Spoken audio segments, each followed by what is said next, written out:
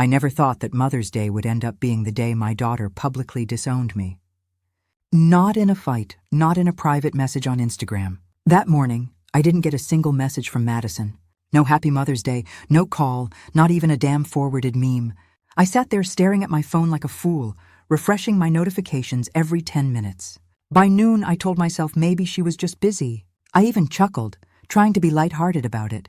Probably up to her neck in glitter and toll decorating the wedding centerpieces. I said out loud to no one, but around 2:30, out of pure habit, and I'll never forgive myself for this, I opened Instagram. There she was, beaming, holding a flute of champagne, wrapped around her fiancé, Jason's mother. That woman I've spoken to twice. The caption read, "Happy Mother's Day to my real mom. Couldn't do this wedding without you. Real mom." Not a joke, not a slip of the tongue. That woman got the flowers, the caption, the gratitude. I didn't cry. I didn't scream. My fingers moved before I could think, and I typed what my gut screamed, "Your real mom can pay for the wedding too." Hit send. And then I stared at the comment for a full minute. 5 minutes later, the post vanished. Deleted, but not before I took screenshots. I didn't send them to Madison. Not to Jason, not to any friend. I sent them to my lawyer. Because this wasn't just a bad post. This wasn't a social media mistake. This was a line in the sand. This was a daughter choosing to humiliate her mother in public and act like she was an orphan with a platinum Amex. And I wasn't going to let her rewrite the story. The years I carried her. The money I bled for her dreams, just so she could replace me for Instagram likes. You want a new mother? Fine, you can have her, but you can also have the bill. 2 weeks before Mother's Day, I stood beside Madison in a vineyard office in Napa Valley, signing a check for $14,000. It was the deposit for the venue she insisted on, the one with the antique wine barrels and overpriced string quartet. I remember her eyes lighting up when the coordinator mentioned the sunset package. It included champagne towers and lanterns for the golden hour walk. She clasped my hand and whispered, "This is my dream, Mom." So, I paid it like I always had, without hesitation. Without reminding her, I still hadn't been repaid for the catering tastings or the endless Etsy orders she kept putting on my card. I raised Madison alone. Her father died in a car accident in 2002, a Wednesday morning so ordinary it didn't feel possible someone could just stop existing by lunch. I was 42, she was 7. From that day forward, it was just us. I worked 3 jobs to keep her in school, then took a risk on accounting and built a life. Every science fair, every bloody heartbreak, every missed period. I was there. She was never a burden. I was proud of how she turned out. Or at least I thought I was. When she got engaged to Jason, I cried. Not because I was losing her, but because I finally felt like she'd found someone who would share the weight. I told her I'd help however I could. That meant swiping my card over and over again while she promised it was just until things were settled. Looking back now, I can see how easily I let her believe my love was measured by my ability to say yes. I thought being generous meant being good. I thought being good would keep me close to her. I was wrong because somewhere along the way, she stopped looking at me as someone she wanted beside her and started seeing me as someone who owed her everything and didn't deserve thanks for any of it. And that Instagram post, it wasn't the beginning. It was the confirmation of something I didn't want to face. I was no longer part of her narrative, except as a wallet with a pulse. 3 months ago, she forgot to invite me to her bridal shower, claimed it was an oversight by the maid of honor, said it was meant to be a low-key thing, just the girls from work. I found out about it the same way I find out about most things these days, through social media. There she was, smiling in a sash that said, "Future Mrs. Reynolds," surrounded by 20 women in matching floral robes. One of them had posted a boomerang of Madison popping champagne tagged at a beachside Airbnb with the caption, "Best weekend ever, ring bunny girl female sign, bride vibes." I stared at that video on repeat until my phone battery died. She didn't even text me the next day. I could have said something. I didn't. I told myself it was an honest mistake, that maybe I'd misunderstood the guest list, that surely someone else had dropped the ball and Madison would feel terrible once she realized. She never realized. Then came the dog. Last fall, she asked if I could watch Biscuit while she and Jason went to Miami. "Just 2 weeks, Mom. You're retired, and he loves your backyard." I canceled my book club, rearranged a dentist appointment, and even bought special hypoallergenic treats because the last time he stayed over, he had an upset stomach. When they came back, Madison gave me a candle from the airport gift shop and joked that I owed her. Since I got to enjoy a cute dog without paying vet bills, I smiled through my teeth and told her it was no trouble at all.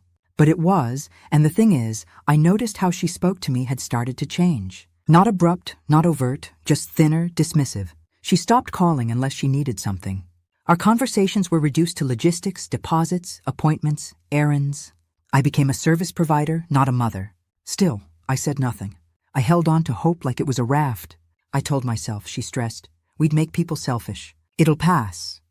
But that Mother's Day post, that wasn't stress. That was clarity. That was her telling the world who she believed earned the title of mother and who didn't. I didn't just raise her. I made her life possible. She has a college degree because I sold my engagement ring and took night shifts cleaning office buildings. She wears designer shoes because I wore flats until my bunions made walking a chore. And her fiancé, Jason, the one she praises for building his company from the ground up, that company wouldn't exist without me. 2 years ago, they came to me after Thanksgiving dinner. Jason's startup had hit what he called a temporary liquidity bottleneck. I called it what it was, broke. Madison sat beside him on the couch, blinking back tears, holding my hand as she explained that this was his dream and she believed in him. And if I could just loan them the funds to get through the next quarter, they'd make it back tenfold. They even made a PowerPoint presentation. Jason wore a tie. I wrote a check for $35,000 the next morning. I told them I didn't need paperwork. That was my mistake. But I did keep the transfer confirmation, the email thread, and the business proposal. Jason called it an angel investment. I never called it a gift. So, while Madison was out here reinventing her origin story to fit some Instagram aesthetic, I was sitting on a quiet stack of financial leverage. And I don't mean vague you owe me guilt. I mean hard numbers, documented support, paper trails. She thinks I'm just someone with a soft heart and a soft voice. That because I don't yell or show up unannounced, I don't matter. But there's a reason I survived widowhood, a recession, and raising a child without ever defaulting on a bill. I know how systems work. I know what people sign without reading. I know what banks care about. And I sure as hell know what lawyers can do when properly motivated. So while Madison was toasting her real mom, I was sitting at my desk printing PDFs. She may have deleted that post, but she can't delete my memory. She can't delete bank records. And she can't delete the moment I realized I wasn't just hurt. I was done. Karen Delgado has been my estate lawyer for almost 17 years. She handled the probate after my husband passed, drafted my will, and helped me refinance the house when interest rates dropped. She's not the kind of woman who wastes time with pleasantries. That's why I trust her. I forwarded her the screenshots around 9 p.m. Sunday night. Not just the post, but my comment, the deletion, and the timestamp. I didn't include a message. I didn't need to. She called me 20 minutes later. "Ellen," she said, her voice low and even. "I think it's time we revisit your will." She didn't say, "Are you okay?" Or "What happened?" She already knew. Karen always sees 10 steps ahead, like a chess player who's already sacrificing pawns for a checkmate you haven't even imagined. I nodded into the phone like she could hear it. I was thinking the same. "And while we're at it," she added, "let's talk about that $35,000 loan to Jason's company. I assume you never formalized it." "No," I said. "But I kept everything," she hummed, a sound I recognized from dozens of conversations before someone else ended up wishing they'd never underestimated me. "That's good, because it may not be just a loan anymore. If he used that money to attract investors or apply for credit and you're not documented properly..." She didn't finish the sentence. She didn't have to. I knew what fraud looked like. I also knew that when people feel entitled to your money, they start making decisions with it before it's even fully theirs. Madison and Jason had both gotten comfortable living like I was already dead. Karen outlined the next steps with military precision. She'd draft an amendment to my will, effective immediately. She'd prepare a formal demand for repayment of the loan tied to business documentation I would forward within the next 48 hours. And we begin the process of untangling any remaining financial ties I had to the wedding. No emotional responses, she reminded me. No calls, no texts, just documents. I looked at the phone in my hand. Finally, someone was treating this like what it was. Not a family argument, but a breach of trust with financial consequences. Karen asked me to write it all down. Not just what I wanted to stop, but what I wanted to reclaim. Clarity protects you when emotions try to drag you back into the mess. So I sat at my kitchen table with a cup of coffee gone cold, and I wrote 3 goals in my planner with the same pen I used to sign Madison's venue deposit.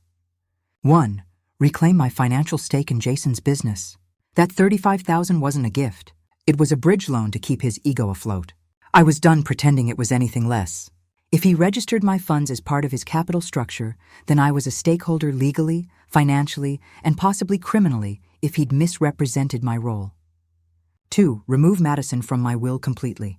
No soft landings, no percentage to keep things civil.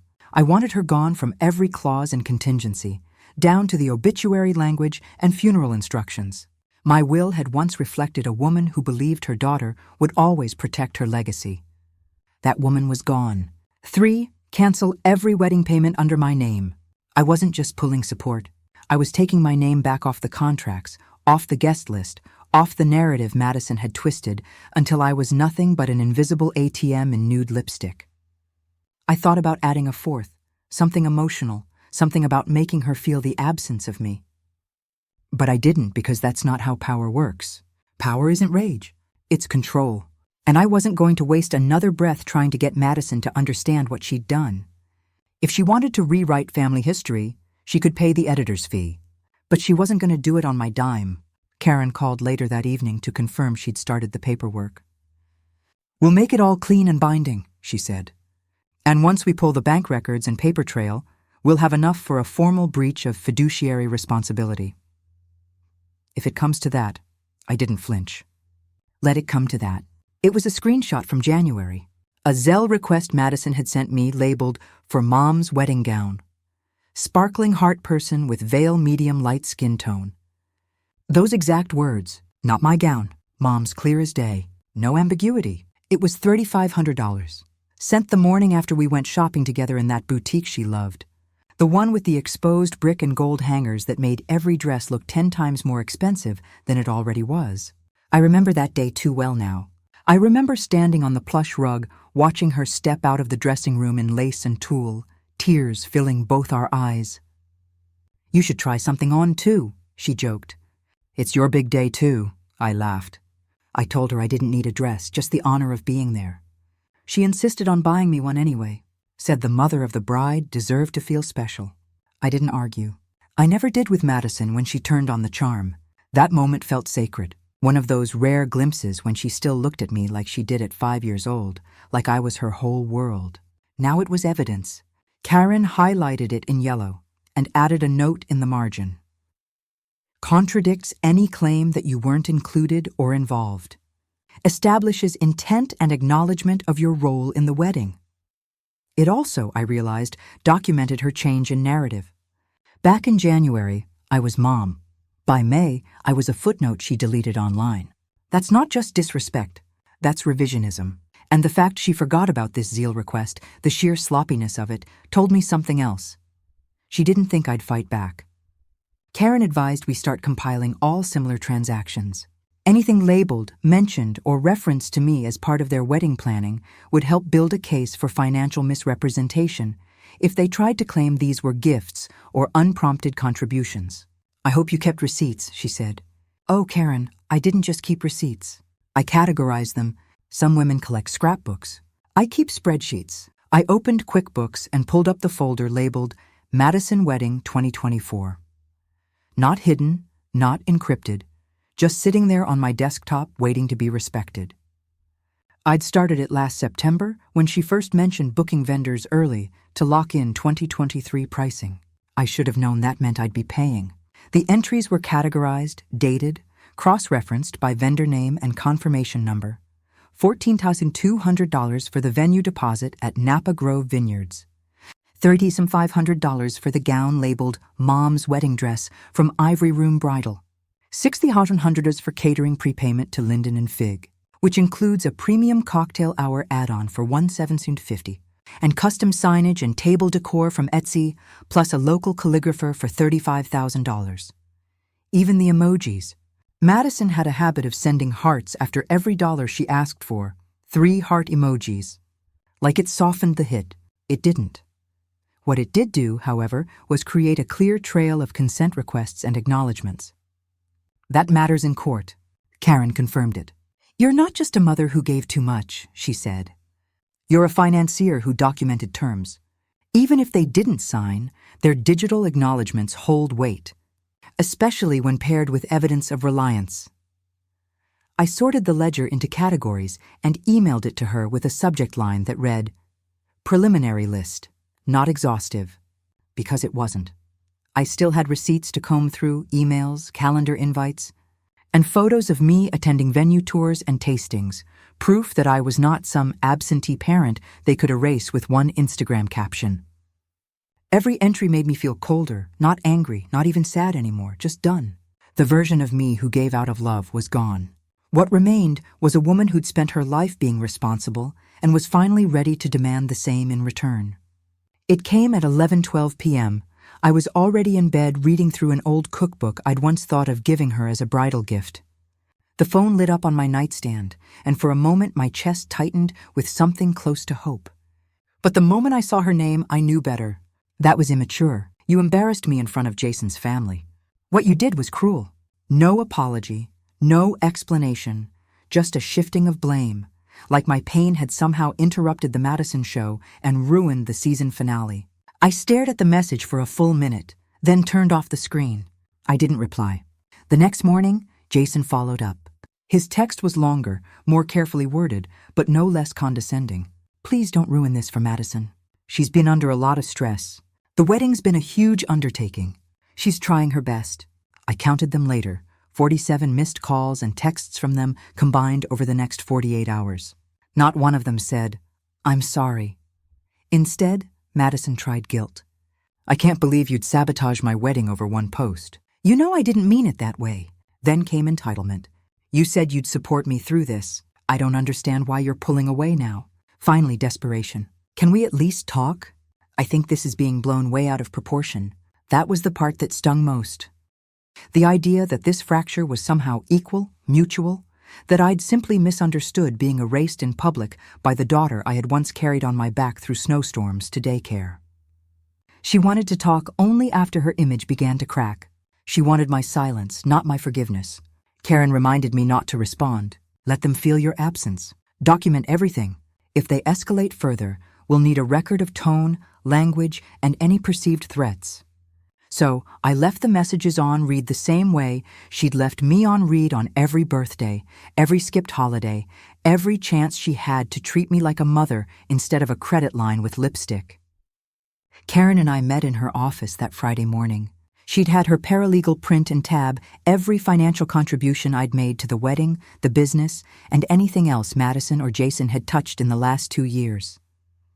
It was a thick manila folder, the kind that made judges sit up straighter and defendants sweat. We spread the documents across her conference table, each page a piece of the story they thought they could write without me. The venue deposit was paid from my brokerage account, clearly traceable. The gown and catering were tied to my checking account with itemized merchant receipts and Madison's cheerful texts saying, "Thank you, Mom, you're the best two hearts." But the real issue, the one Karen zeroed in on, was the $35,000 Jason had taken for his startup. "He told you it was a short-term loan," she asked. 3 months tops, I said.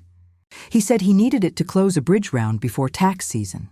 She slid over a printout from the Secretary of State's business filings. Jason's LLC had filed a convertible note with that same amount listed under outside investor capital, except nowhere in the documents was my name. "This is fraud, Ellen," Karen said, tapping the page. "He used your money as part of his capitalization and failed to disclose your role. That means he either misrepresented the source of funds to his board or lied on tax disclosures." It got worse. Karen's associate had pulled Jason's bank statements from Discovery Prep, and there it was in black and white. He'd spent a portion of my funds on a website redesign, 2 networking retreats in Lake Tahoe, and a subscription to some leadership coaching program. Not $1 went toward repayment. Not one email acknowledged me as an investor. But what sealed it was the final page, Madison's signature. She had co-signed the notes, listed as Jason's operating partner. She knew where the money came from. She knew the terms. She knew I wasn't listed anywhere. They hadn't just cut me out. They'd built something on my back and pretended I'd never existed. She'd requested Madison's recent HR documents, standard protocol, since Madison had listed me as a tax dependent in prior filings, which helped her get certain deductions. Karen wanted to be thorough in case this escalated into an IRS issue. What she found wasn't just careless, it was calculated. Madison had updated her emergency contact information 3 weeks ago. She'd listed her future mother-in-law, Denise Reynolds, as her primary next of kin and emergency medical contact. Not surprising after that real mom caption, but then Karen's voice dropped lower. She also changed her insurance beneficiary. I didn't understand at first. Life insurance? I asked. Yes, her employer provided policy. You were previously listed for 80%. As of April 18th, you've been removed entirely, replaced by Denise. That wasn't a clerical update. That was a decision, a final rewriting of who counted and who didn't. The same week, Madison texted me asking if I could front the final payment for the photographer. I hung up and sat in my kitchen with the lights off, the hum of the refrigerator the only sound. I thought about the time she was 12 and broke her arm at soccer practice, how I sprinted across that field barefoot, not even realizing I'd left my purse, my keys, everything behind. I remembered filling out those emergency contact forms every year through high school and college. How she never once questioned who would come if something went wrong. And now she didn't even consider me family. She still used my money, still expected my signature, but in every meaningful way, in every legal and emotional document, she had erased me quietly, like I was a file she deleted from her desktop. It wasn't just cold, it was final. I stopped crying sometime after midnight, not because the pain passed, but because something inside me turned solid. You don't fight for someone who's already chosen to forget you, but you do protect yourself from the fallout of their choices. There were dozens of them. Birthday wishes with little inside jokes, photos of her as a baby in the polka dot overalls. She loved texts about books I thought she'd enjoy. One from last year just said, "Thought of you when I saw this today." Yellow heart with a picture of a necklace shaped like a small golden heart. She never replied. Or maybe she had once or twice with a thumbs-up emoji or a "thanks, been super busy," but mostly it was silence, and I had called that space. I had told myself she was busy, important, building a life, the kind of life I had fought for her to be able to have. But looking at those messages now, I saw them for what they were, a woman begging to still be needed and being politely ignored. I stared at a photo of her from second grade. The one where she's wearing a glittery cape and holding a plastic wand, beaming at the camera like she ruled the world. She had always been dramatic and charming and quick. And I had loved that about her, even when it exhausted me. But love wasn't enough anymore. Not when it came at the cost of my dignity. Not when my silence was interpreted as consent to be erased. And still, God help me, there was a part of me that wanted to fix it, to go back, to make her see me again. But that part of me didn't get a vote anymore. Because this wasn't just about a hurt mother. This was about a woman being stripped of her legal standing, her financial control, her role in a family she built from scratch. I wasn't going to beg to be included in a life that clearly had no room for me. I didn't want her guilt. I wanted her to understand that there would be consequences, not punishments, but clarity. If she was ready to move forward without me, I'd show her exactly what that looked like. The final wedding planning meeting was scheduled for Thursday at 3:00 p.m., back at the Napa Grove estate. I still had the invite on my calendar. Madison must have forgotten I was included. Or maybe she thought I wouldn't show after the real mom stunt. She was wrong. I RSVP'd. Yes. Karen and I had agreed this was the moment, the perfect intersection of their assumptions and my preparation. I didn't want drama. I wanted delivery of information, of documents, and of one very specific manila envelope that her legal courier would handle during the meeting. I didn't tell Madison I was coming. I didn't ask what time they'd be there. I simply arrived early, signed in with the coordinator, and took a seat in the vineyard's glass-walled conference room, overlooking the rows of grapevines that I had paid to tour 3 times before she ever said thank you. I had my leather planner, my tablet, and a flash drive labeled Final Contributions. At 3:07, they strolled in. Madison with her hair in that high-polished bun she wears when she wants to look composed, and Jason wearing the same nervous energy he always carries around financial matters. He looked like a man trying not to sweat through linen. Madison barely looked at me. "Oh, you're here," I smiled. Of course, still listed as a stakeholder. The wedding planner, oblivious to the tension, opened her laptop. So, we'll finalize the vendor payments today. There were a few upgrades. Jason mentioned valet service, floral arches, and a signature cocktail hour. She turned to me. Are you still covering that portion, Ellen? I could feel Madison tense. Jason's knee bounced under the table. I waited half a breath. Actually, I said, sliding the flash drive across the table, no, I'll be stepping back financially effective immediately. And right then, on cue, the courier stepped in through the glass doors, walked directly to Jason, and placed the envelope into his hands. Madison stared at it like it might bite her. Jason looked like it already had. Jason didn't open it right away. He just stared at the envelope like it had ruined his appetite. Madison leaned in, whispering something sharp behind her teeth. I didn't bother to listen. The planner glanced between us, blinking like she'd walked into the wrong room. Is everything all right? Jason cleared his throat. This isn't the time. It is, I interrupted calmly. And since you've both been ignoring my messages, I figured a neutral setting was best. Madison scoffed. This is completely inappropriate.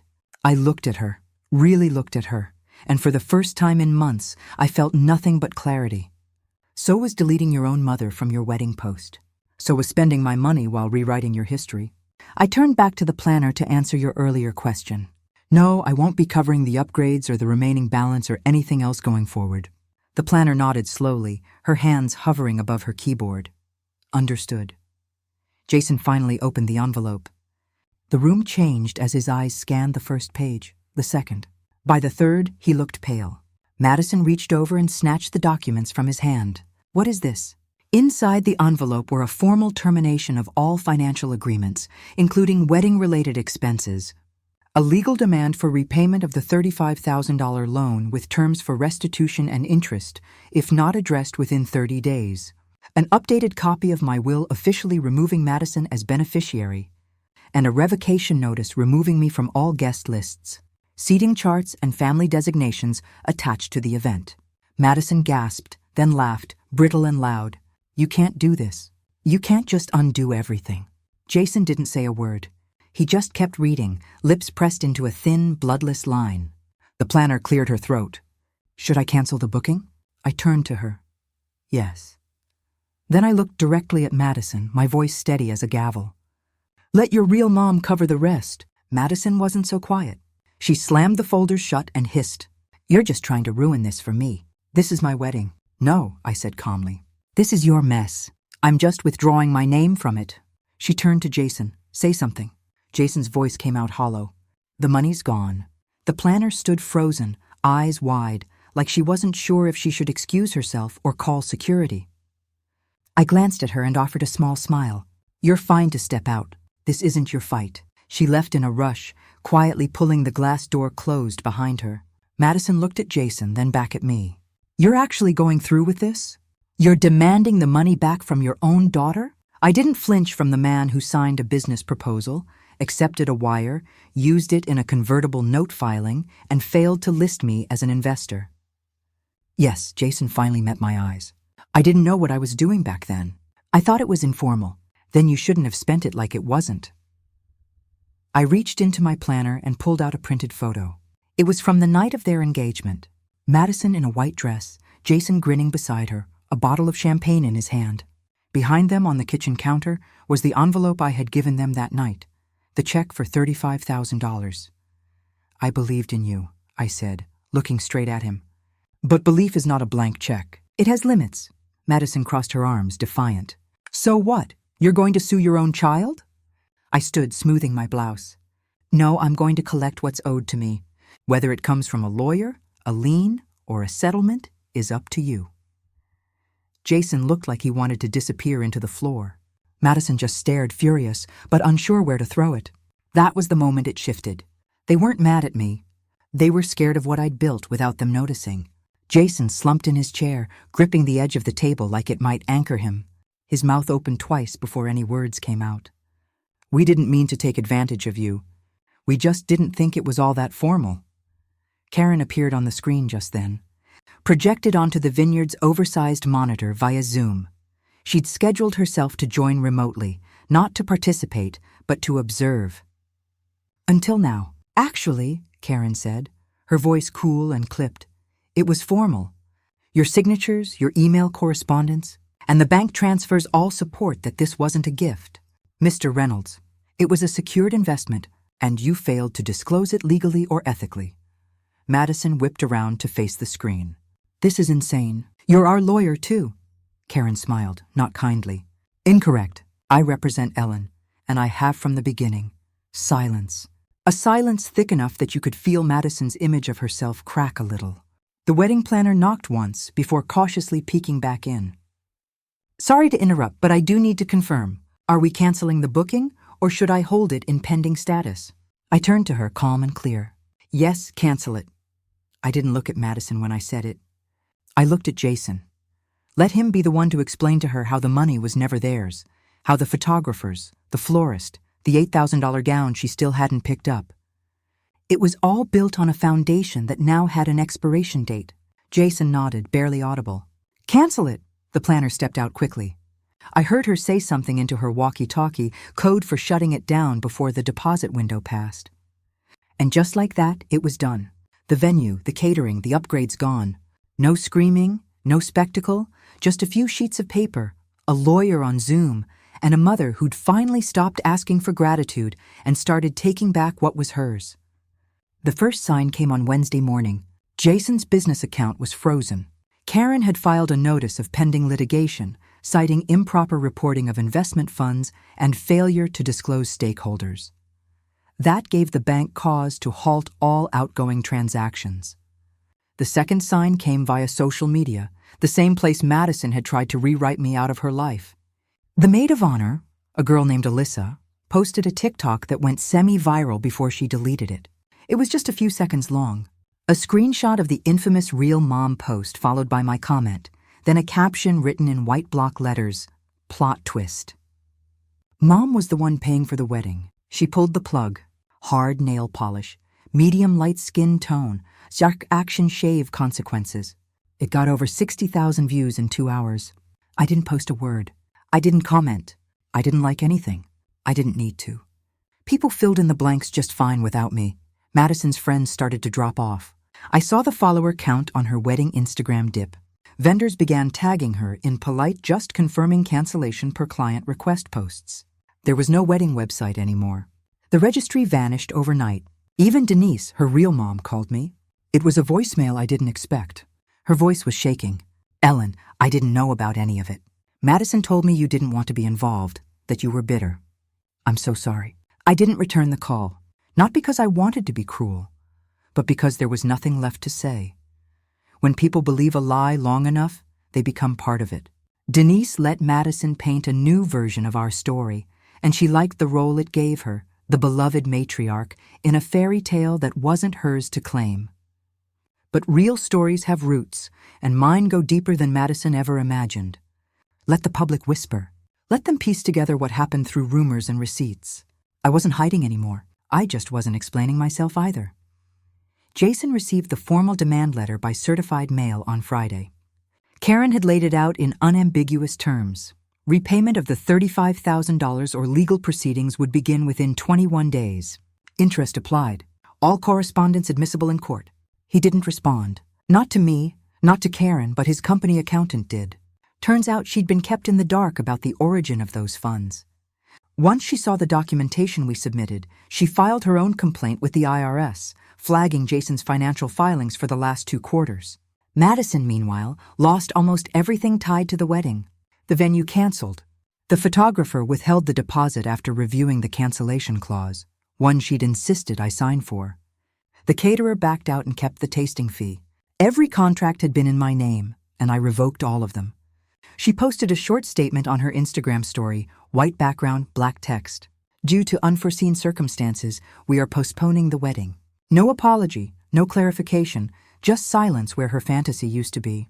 She still hadn't spoken to me, not directly, not even to yell.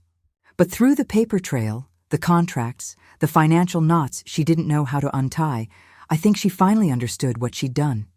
She had tried to erase me, and instead she erased her own foundation.